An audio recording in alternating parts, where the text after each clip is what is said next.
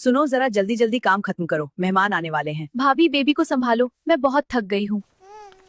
मुझे भी थोड़ा चक्कर सा लग रहा है। भाभी जरा जल्दी हाथ चलाओ, ऐसे काम करोगी तो शाम हो जाएगी। पता नहीं भैया ने क्या देखकर शादी की, काम तो होता नहीं इनसे। दीदी मुझे थोड़ा चक्कर सा लग रहा है। अरे वाह, चक्कर में टाइम देखकर आते हैं क्या? काम आते ही तबीयत खराब हो जाती है। हमारे टाइम पर तो औरतें आखिरी दिन तक काम करती थी, ये आजकल की लड़कियां ना। माँ, रिया कुछ थकी हुई लग रही है। उसकी तबीयत ठीक है ना? अरे नहीं बेटा, ये तो अभी तक आराम ही कर रही थी। आज का सारा काम तो तुम्हारी बहन ने किया है। चलो तुम आओ, सब लोग खाना खा लो। माँ, मेरा खाना हो गया है, मैं चलता हूँ, ऑफिस के लिए देर हो रही है। रिया का ध्यान रखना और तुम कोई काम मत करना। बाय सब लोग। ये बीमारी का नाटक बंद करो अब और पूरा घर का काम खत्म करो। भाभी अभी तक ये काम भी नहीं हुआ या फिर से बैठ गई आराम करने?